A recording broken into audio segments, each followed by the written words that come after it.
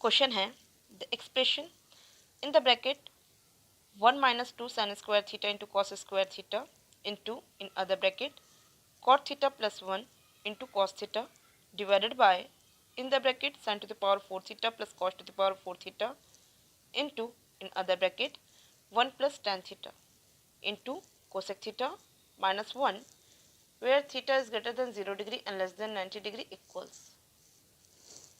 देखिए इसकी value find out करनी है।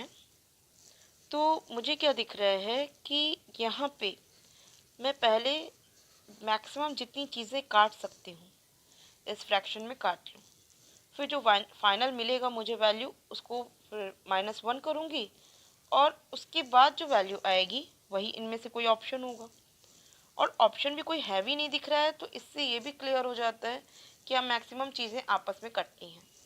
ठीक है, तो यहाँ पे मैं देख रही हूँ कि ब्रैकेट में ये जो 1 minus 2 sign square theta cos square theta है और यहाँ पे sign to the power 4 theta plus cos two the power 4 theta दिया हुआ है। इसमें ही कुछ आपस में कटना चाहिए क्योंकि यहाँ 1 प्लस टैन थीटा और कॉट थीटा प्लस 1 यहाँ पे मैं काट लूँगी। Sine theta plus cos theta आएगा फॉर्म, उसे मैं काट लूँगी। ओरल देख के आइडिया लग रहा है कि इससे ये कटना है। तो अब इससे आपस में कैसे काटा जा सकता है उस पर थोड़ा सा आपको ध्यान देना होगा।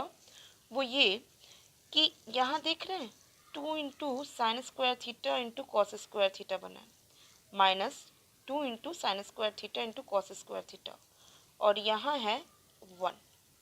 अब देखिए 1 के साथ अच्छी बात ये होती है कि बहुत से ट्रिग्नोमेट्री के फॉर्मूले हैं जिसमें कि 1 आता है, क्योंकि यहाँ पे साइन कॉस में सब है।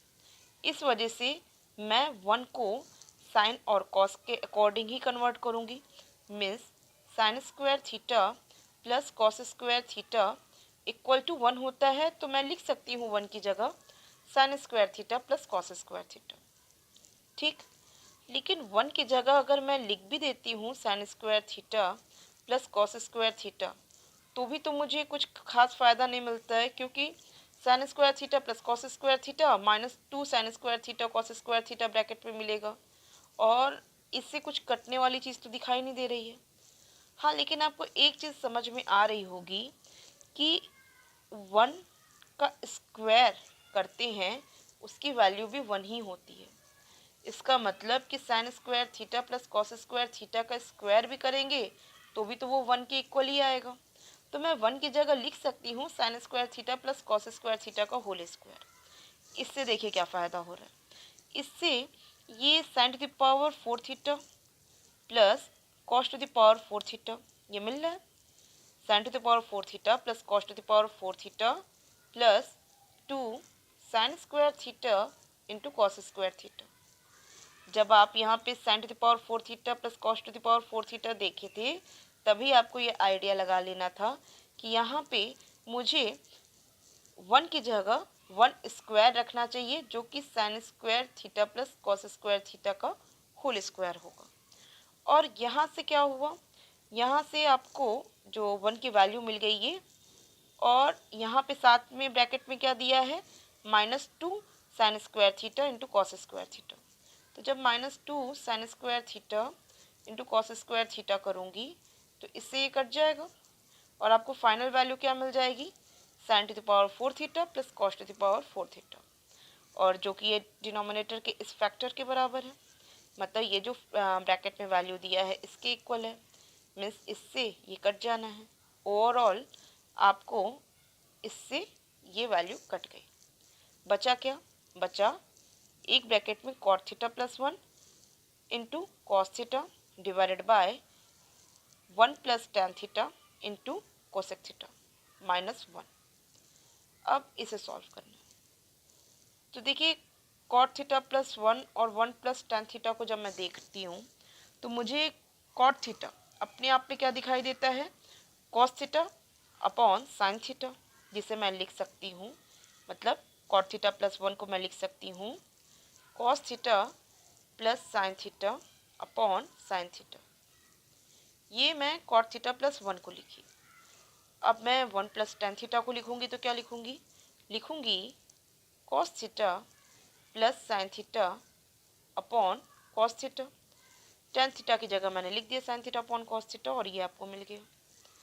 ओवरऑल आप जानते हैं कि इससे इसका मल्टीप्लिकेशन होगा, मतलब कॉस थीटा ये न्यूमरेटर में जाएगा और ये साइन थीटा यहाँ डिनोमिनेटर में जाएगा।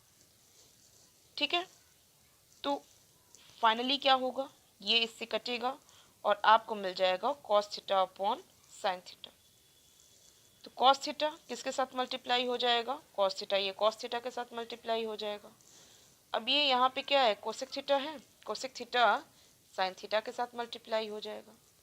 आपको पता है sign theta into cosec theta की वैल्यू क्या होती है, 1 के इक्वल होती है। जैसे कि tan theta into cot theta की वैल्यू 1 होती है, उसी प्रकार sine theta into cosec theta की वैल्यू भी 1 होती है और sec theta into cos theta की वैल्यू भी 1 होती है। आप सब जान रहे होंगे इसको। यहाँ पे ओवरऑल फिर क्या मिला, यहाँ पे इसकी ओवरऑल वैल्यू मिल गई है cos theta into cos theta means cos square theta, और पूरी वैल्यू क्या हो गई कॉस स्क्वायर थीटा -1। अब ये जो -1 है इसकी जगह मैं क्या लिख सकती हूँ, minus sign square theta minus cos square theta, क्योंकि जो +1 होता है उसकी जगह sign square theta plus cos square theta होता है, तो -1 की जगह minus sign square theta minus cos square theta होगा। तो ये कॉस स्क्वायर थीटा में से ये कॉस स्क्वायर थीटा कट जाएगा, आपको वैल्यू क्या देगा, फाइनल देगा माइनस साइन स्क्वायर थीटा, जो कि सेकेंड ऑप्शन है। सिंपल है, इजीली निकल गया।